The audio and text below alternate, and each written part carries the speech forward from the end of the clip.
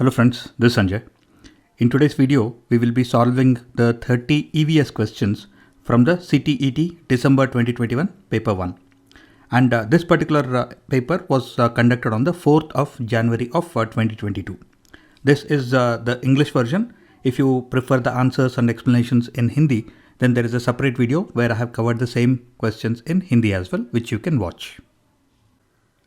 As we have previously discussed, the CTET December 2021 exam was conducted in an online mode, and the exam started on the 16th of December of 2021 and continued all the way till the 21st of January of 2022.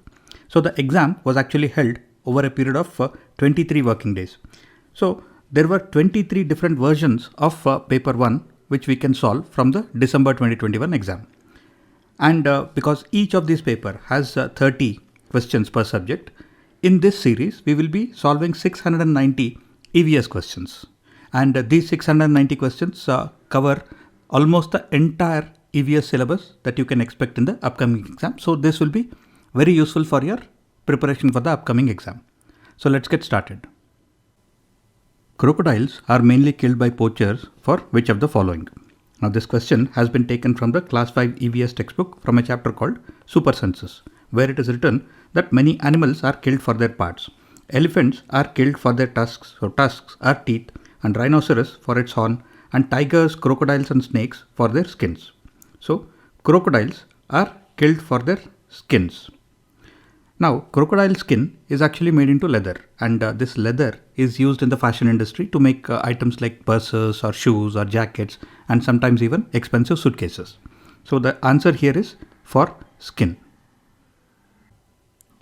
Bora is a common variety of glutinous rice that is mainly found in which of the following states? Now this question has been taken from the class 4 EVS textbook from a chapter called Eating Together, where it is mentioned that Bora is a common variety of rice used in Assam, and it is also called as sticky rice. So the correct answer here is Assam.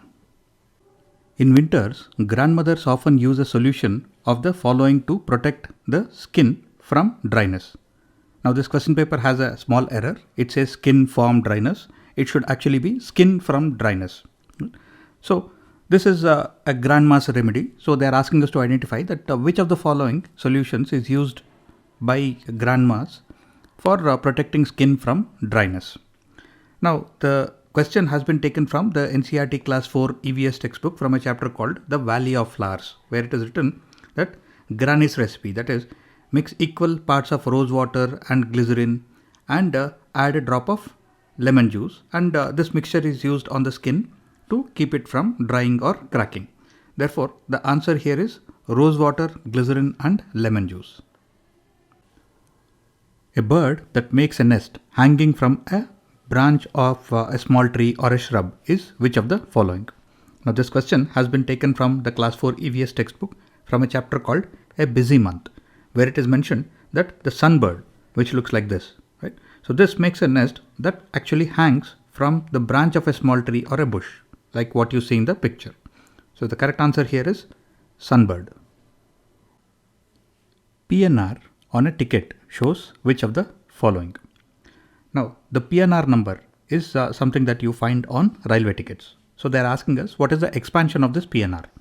Now if you look at the Indian Railways website itself, or if you look at any of the other sites on the internet, you'll find that PNR actually stands for passenger name record. So the answer should be passenger name record.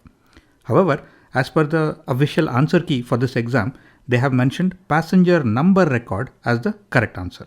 Now this question should have been challenged, but however, it was not.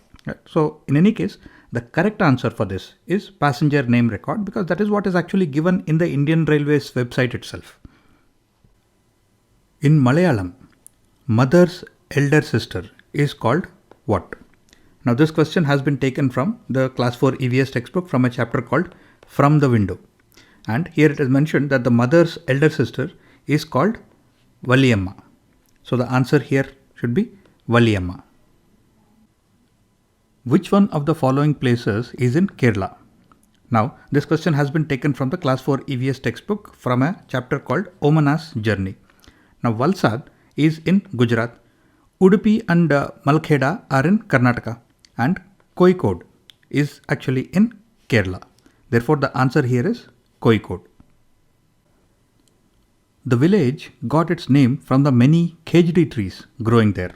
The people of this village take great care of the plants, trees and animals. In India, this village is in which of the following states?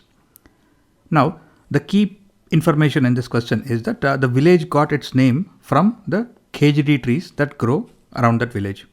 Now, this question has been taken from the class 4 EVS textbook from a chapter called The Story of Amrita, where it is mentioned that the khejri village that is near Jodhpur in Rajasthan got its name because of the many khejri trees that grow there, which means that the village is in the state of Rajasthan. So, answer is Rajasthan. The head of a herd of elephants is which of the following? That is, the leader of a herd of elephants is which of the following? Now, this question has been taken from the EVS class 4 textbook from a chapter called A Day with Nadu, where Nadu is the name of a baby elephant. Right? In that chapter, it is mentioned that an elephant herd has mainly females and baby elephants, and the oldest female is the leader of the herd. Therefore, the answer is the oldest female elephant. Pottery is made strong by which of the following process? Now, this question is taken from the class 3 EVS textbook from a chapter called Making Pots, in which it is written that people also discovered that clay pots can be made stronger by baking them in a fire. Therefore, the answer here is baking. Now, this question can also be answered through your general awareness or general knowledge, because you'll see that burning is already something that you know. This is where you burn something and it gets destroyed, right? And roasting is something that you do with food and not with pots. Therefore, this can't be the correct answer. And smelting is the process where some metals are actually melted. So that is smelting. So the only logical correct answer is by baking. The part of the plant that can be used for the treatment of toothache is which of the following? Now, this is a very simple question. It has been taken from the class 4 EVS textbook from a chapter called Spicy Riddles. But this is again a very general knowledge question, because the answer is clove. So clove, which is also called lavang, right? So this is used in the treatment of toothache. More specifically, the oil that is extracted from the clove is used to treat tooth pain. Identify the correct sequence of making chapati from wheat flour. Now, this question has been taken from the class 3 EVS textbook from a chapter called What is Cooking, where it is clearly mentioned that the first step is kneading flour into dough, and then you make small balls from the dough, and then the small balls are rolled to make the shape of the chapati, and then it is cooked in the fire. Therefore, the answer is the first one. In dance, the main poses and expressions demonstrate which of the following? Now, if you look at a dance form like the Bharatnatyam, you can see that there are mudras and bhavs. And these mudras and bhavs, which are the main poses and the expressions, are actually used to convey feelings. And this is what is written in the class 3 EVS textbook from a chapter called Saying Without Speaking. So the answer here is feelings, because feelings are conveyed through the poses and expressions. So the answer is feelings. Children who cannot speak and hear, what do they learn? Now, this question has been taken from the class 3 EVS textbook from a chapter called Saying Without Speaking, where it is mentioned that if children who cannot speak and cannot hear go to school to read and write, and then the teaching is actually done through sign language. And even if you don't read this chapter, you can identify the correct answer easily, because Braille is something that is taught to children who are visually disabled. Therefore, this cannot be the right answer. Now, if children can't speak or hear, then through their local language doesn't make any sense. Similarly, through their native language, which is again very similar to local language, right? This also doesn't make any sense. So the only correct answer here is through sign language, because if the child cannot speak or hear, then they learn through sign language. So that is the correct answer. Which of the following is different from the others? So when you look at all the options, river is water, lake also has water, pond also has water, spring also has water. Therefore, mountain is different from the others. Therefore, the correct answer here is mountain because it is different from the others. Which of the following indicates the child-centered nature of EVS at primary level?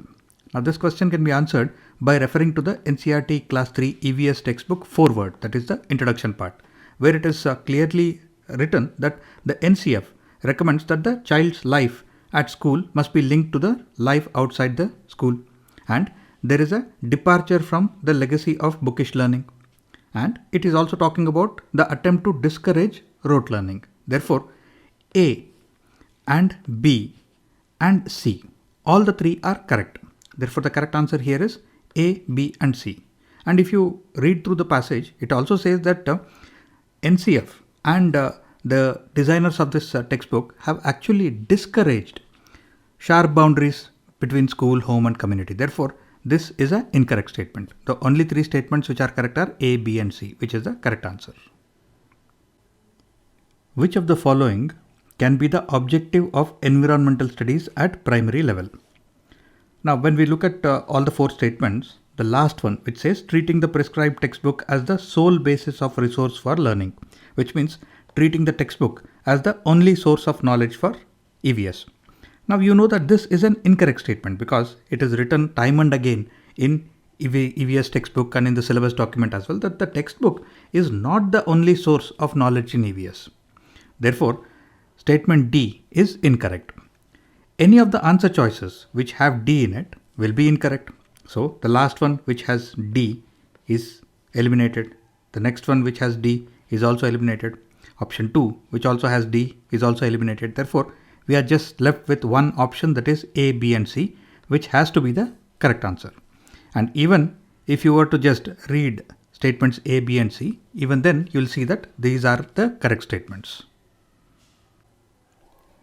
Which of the following statements is true in relation to EVS at a primary level?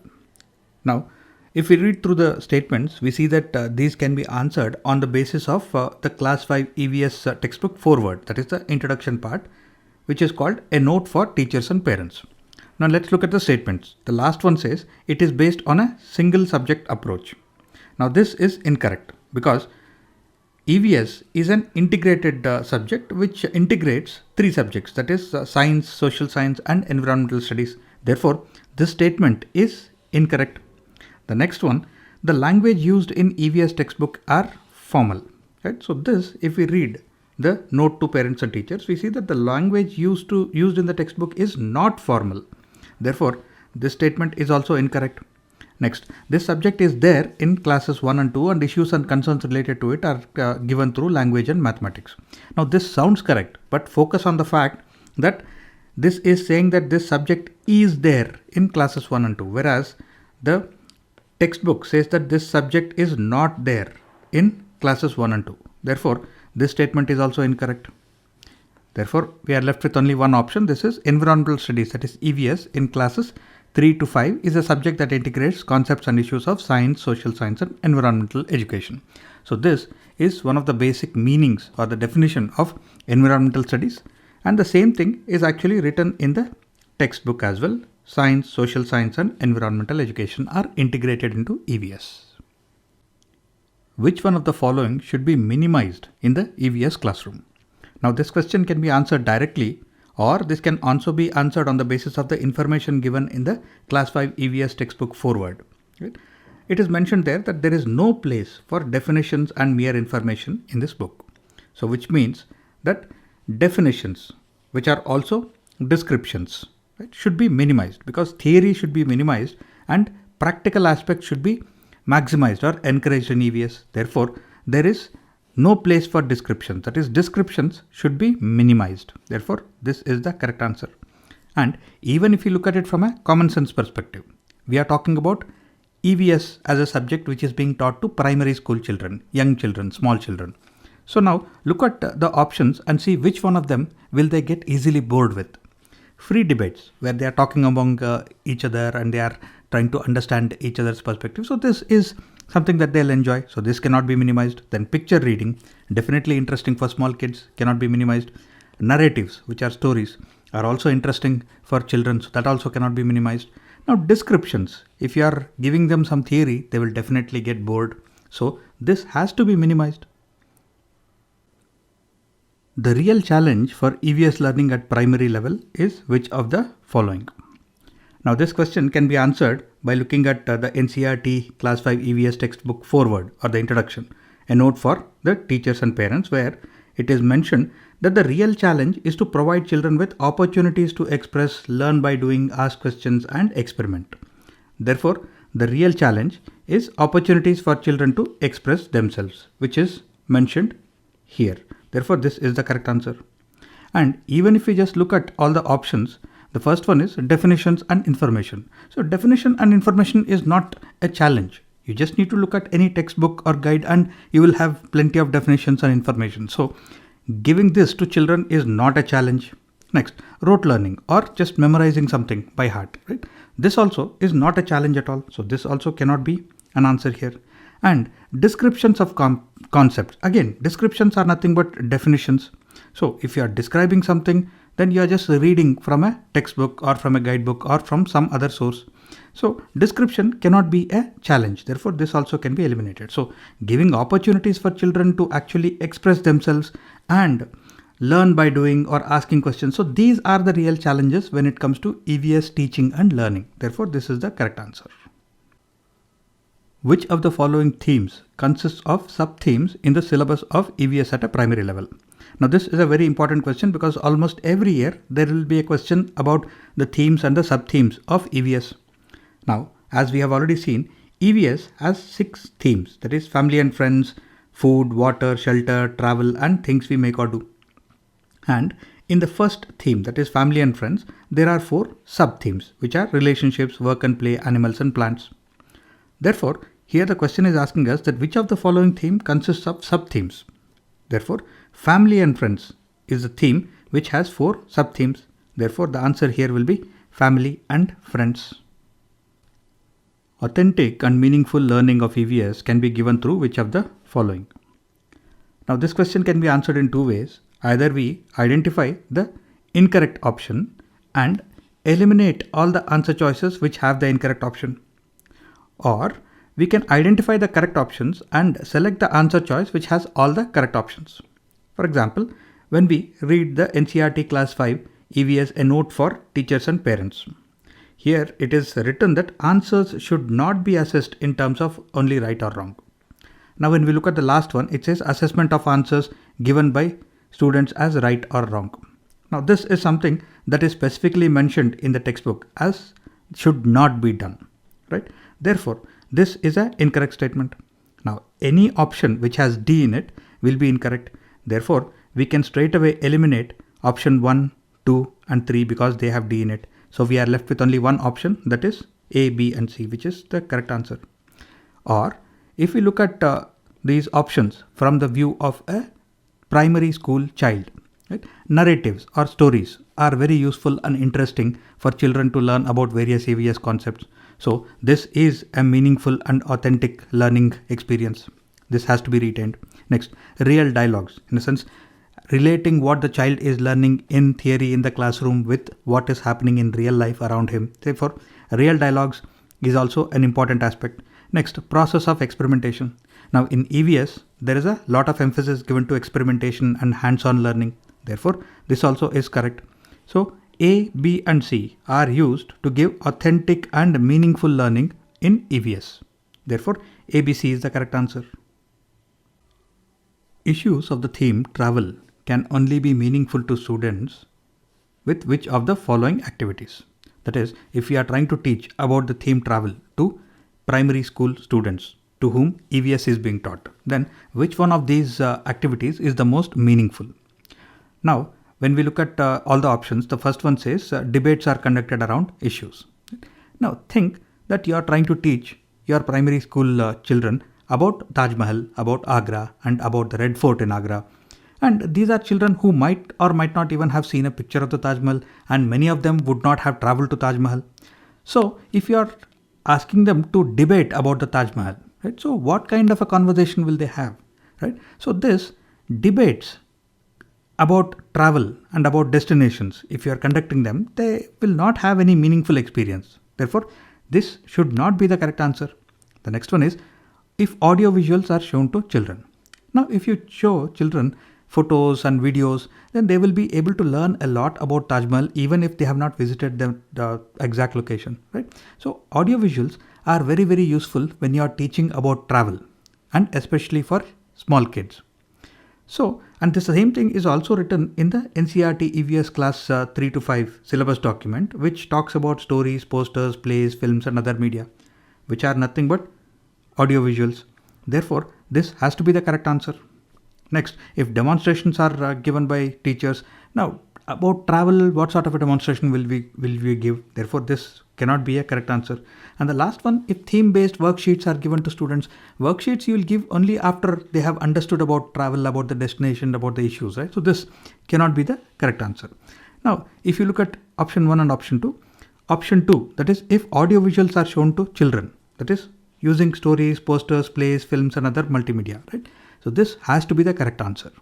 However, if you look at the answer key for this question, then it says if debates are conducted around the issues. So looks like the answer key is wrong and this question should have been challenged. However, it was not. Therefore, the official answer key says if debates are conducted, it is more meaningful.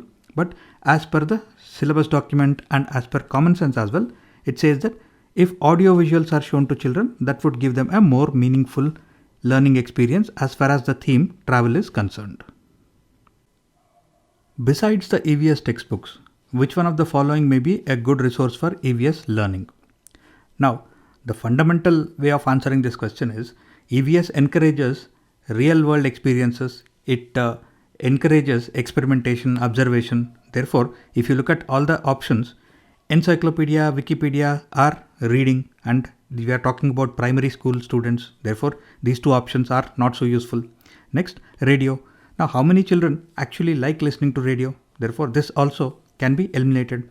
Field visits, that is actual visits to places like zoos or factories or farms. So these are interesting activities for children. Therefore, these are a good way of teaching EVS when it comes to primary school children. Therefore, this is the correct answer.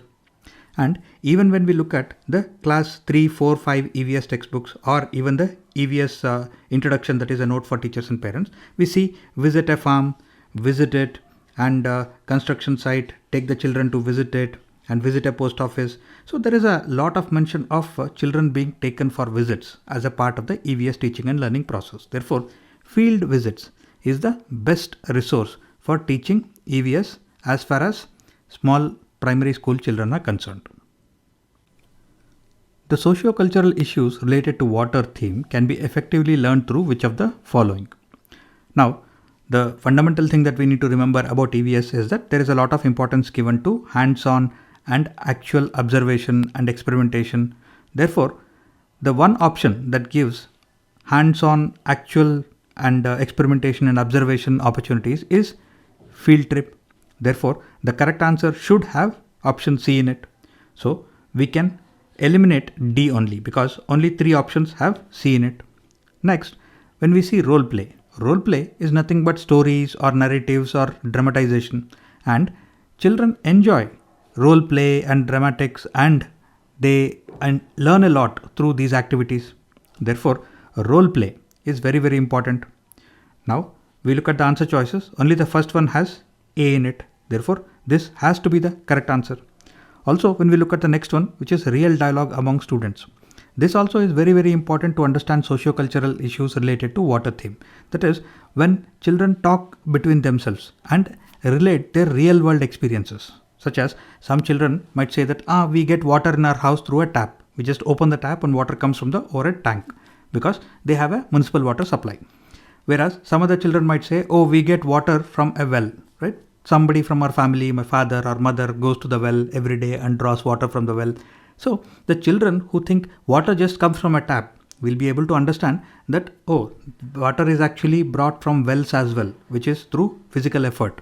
Whereas children who are more accustomed to wells might realize that there is an easier way of getting water. Maybe somehow people have taps in their houses through which water comes. So this real dialogue among the students helps students understand the socio-cultural issues related to water theme. For example, in cities, you have the privilege of getting water through taps, whereas in the rural areas, there is a struggle to get water. Therefore, such socio-cultural issues can be understood through real dialogue.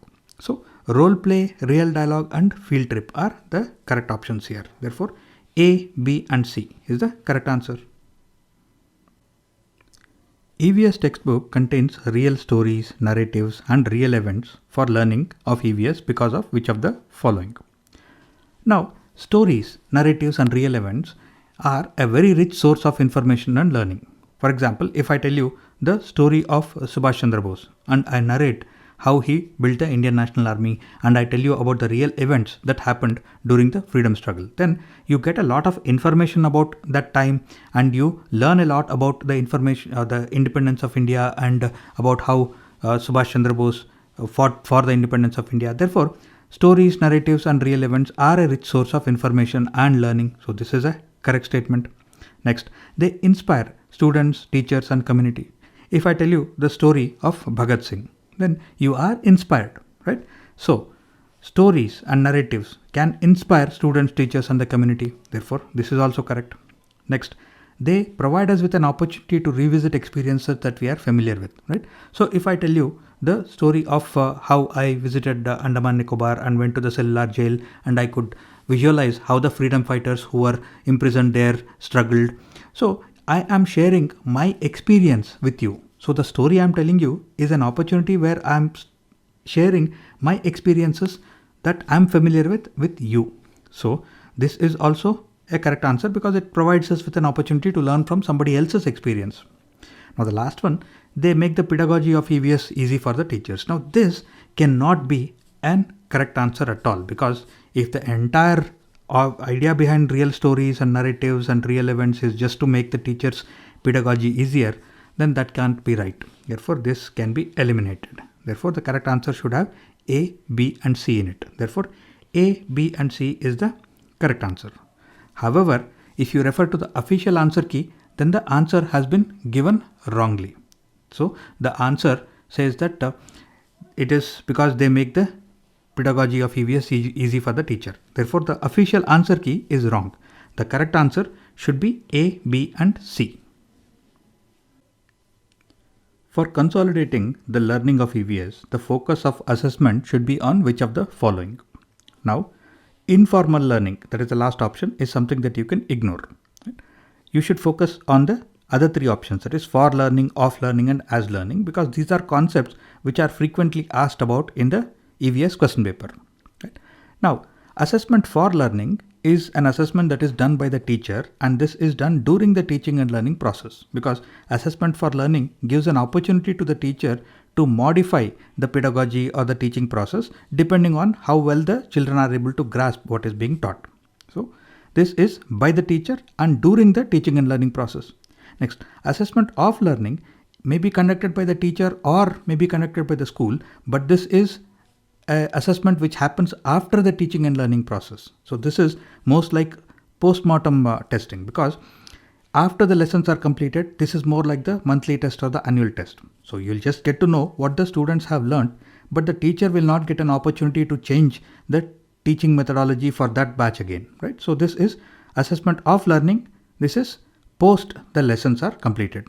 Next, assessment as learning also happens during the teaching and learning process, but this is mostly done by the students themselves. That is, they are assessing themselves and they are trying to gauge what they have learnt. Either it is through formal process or informal process, and the assessment is also part of the learning process. That is, they are raising questions and they are trying to answer the questions themselves. So, first one is by the teacher during the teaching and learning process. Second one is by the teacher or by the school after the teaching and learning process. And the last one is by the students during the teaching and learning process.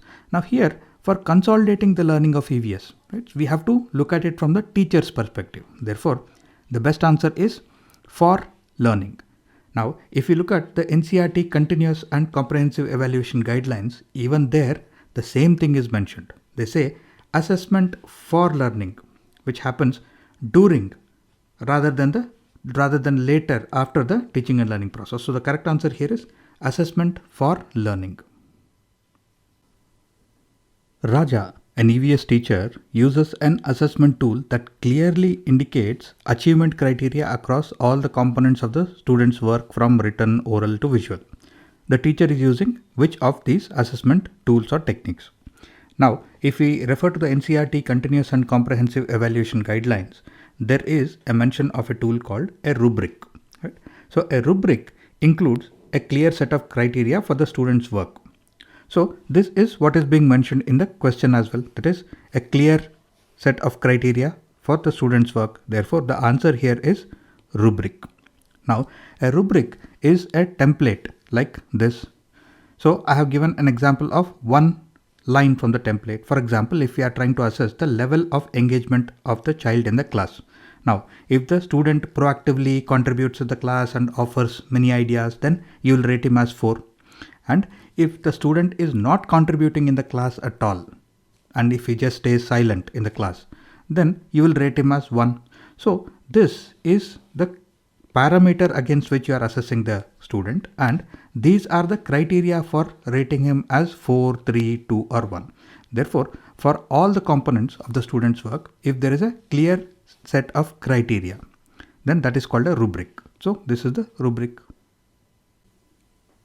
Self-assessment in EVS is which of the following?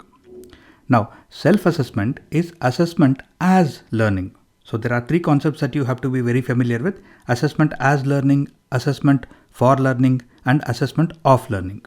So now, self-assessment is nothing but assessment as learning. Therefore, the correct answer should have A in it. So we can eliminate C only because it does not have A. Next, learning about learning. This is also part of self-assessment because the students who are assessing themselves are learning about the learning process. They are learning what they have already learned or what they need to learn. Therefore, B is also a correct answer. So the correct answer should have B also. So now we can eliminate A and C only, A, C and D, because it does not have B. So since the first one has A and B, this has to be the correct answer. The third one, judgments about achievements and the outcome of learning. Obviously, when assessment or self-assessment is done, you get to know about the outcome of learning and you get to know about your achievements. Therefore, C is also correct. So A, B, C is the correct answer. And you can also refer to the NCERT Continuous and Comprehensive Evaluation Guidelines, where self-assessment and the self-learning process is explained in detail. So the correct answer here is A, B and C. Learning of EVS is based on the principles of which of the following?